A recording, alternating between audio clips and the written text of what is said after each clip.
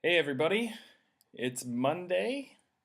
Welcome to week one. I hope by now you have received your course textbook. This book right here, The Epic of Eden by Sandra Richter. Um, Man, it's a good introductory textbook to the Old Testament. Really looking forward to working through this book with you because it resonates on so many levels about how I feel um, and what I believe the story of the Bible tells. She does a really good job, even on the very first page in the introduction. She says this. She says about the Bible, we forget that this book was cast upon the waters of history with one very specific, completely essential, and desperately necessary objective: to tell the epic tale of God's ongoing quest to ransom his creation. Um, and so we're going to talk about that starting today, about creation and sin and the fall, Genesis 1, 2, and 3. We could honestly spend an entire semester talking about only those three chapters, because those three chapters set the entire stage for what takes place in the rest of the Bible, the rest of God's story.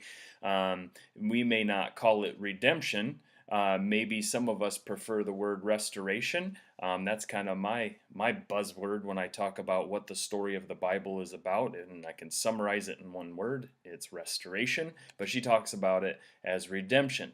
And also in the opening introduction, first chapter, she talks about the concept of the dysfunctional closet. Do you have a dysfunctional closet in your life? Maybe it is your closet in your house where, man, it's just a disorganized mess. Maybe it's the guest room in your home, or you have the proverbial junk drawer, where you don't know you have something and you just need a place to put it because people are coming over, so it just goes in the junk drawer to be forever swallowed up and lost, right? Um, she talks about in the book how this is how many people, and this has been my experience too, particularly with Christians in the Old Testament. They said, man, I have got pieces of the story, much like a puzzle. I've got a lot of pieces. Some of them are in place, but I just don't have the cover. I need the cover to the puzzle box to show me what the picture is supposed to be like.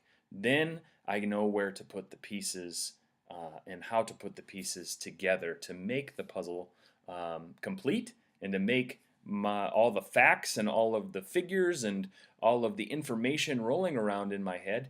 I'm able to have it reorganized into a coherent system for better understanding the biblical text. So I hope that resonates with you, because it does with me. And I've dedicated the last 10 years of my life to helping Christians better understand the biblical text. And that's 10 years ago is when I went to seminary and went back to school and all of that. So to help you with that, I'm going to upload a video of a message actually I preached 2 weeks ago at my church called One Book, One Story. And in that time span of about 42 minutes, I tell the entire story of the Bible from beginning to end, from Genesis to Revelation.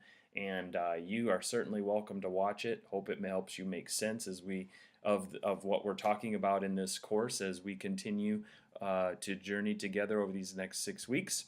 You don't have to watch it, so if you don't, you are not hurting my feelings at all.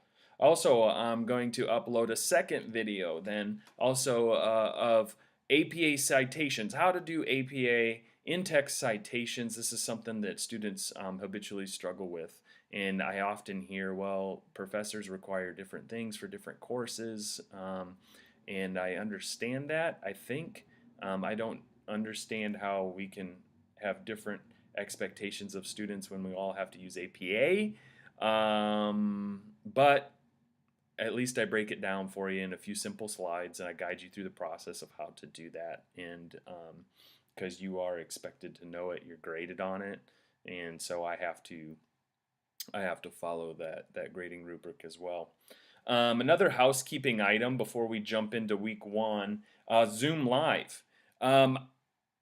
My experience with Zoom Live over the last several semesters, the last several times I've taught courses, has not been very positive, just in terms of getting students to participate in the weekly Zoom Live session.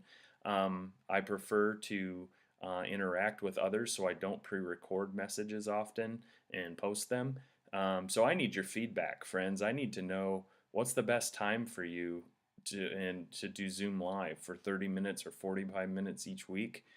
Is it Wednesday night? Is it Thursday night? Is it a Friday night or a Saturday morning?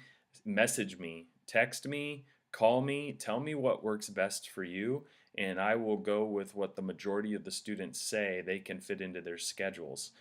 Because I don't want to post a time and it not really work out for everyone. So let's just kind of skip past that and get right to the feedback part and say, hey, tell me what works for you, and I'll do my best to make that happen. So you let me know on that, okay? All right, so we are in week 1 of the course, talking about Genesis mostly, but creation and redemption, the fall, Genesis 1, 2, and 3. We've kind of talked about this a little bit in the welcome video, but you got a lot of reading this week. In terms of reading the introduction in chapter 1 to the Epic of Eden. It is a little bit of a lengthy chapter, but it's great, and it sets the stage for everything we're going to talk about in this course. And then also read these passages in your Bible. This won't take you very long. Imagine maybe take 30 minutes for you to read these selected passages. We are discussing them this week in the discussion threads, and it would be helpful for you as you write your apply papers this week. There are some videos for you to watch. It would be helpful for you as we interact about what Genesis is all about. And let me also point you to additional resources here. Now, so we're talking about Genesis chapter 1, and I have my Bible up online here for you to see, and it begins this way: Bereshit bara Elohim et hashamayim ve'et haaretz, v'haaretz hayta tohu v'vohu v'hoshech al panei tehom, v'ruach ha'Elohim merehefet al panei hamayim. Isn't that amazing? This is the best introduction to the best story ever told. In the beginning, God created the heavens and the earth was formless and void, or empty and without shape, and there was darkness on the surface of the deep, and the Spirit of God is hovering over the waters. You know, I have a self-published book coming out in 2016 about word studies, and I talk about this Hebrew word right here, the second word in Hebrew, the fifth word in the English Bible. God created, bara. God barad the heavens and the earth. And if you do a word study about this word bara, if you look it up in a dictionary, or if we're going to search for everywhere it appears, every time it appears, and God is the subject of bara. God creates. God baras. And when God baras, watch out, because stuff is gonna happen. And there's 41 instances here of this word occurring in the Bible. And each time God is mentioned as the subject, it's positive. God has created something or someone, a nation, the starry host, whatever it is that God creates, it is created for a unique and for a godly, holy, special purpose. And never is there an instance in the biblical text where this word bara is used in relationship to a human being, where humans create. Never is it used positively, and it is very rarely ever spoken of in this way. Point: only God creates in this way. And that's what we're talking about this week. We could say a whole lot more. It's absolutely fascinating biblical text. I look forward to engaging with you in in the dialogue, in the discussion threads, and hopefully we'll have a date for Zoom Live. If you have any questions, hit me up. You have my information under the instructor bio tab.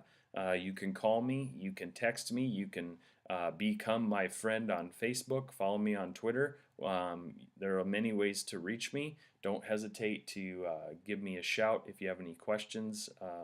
I'm here to help, and I hope you all have a great week. Take care, everybody.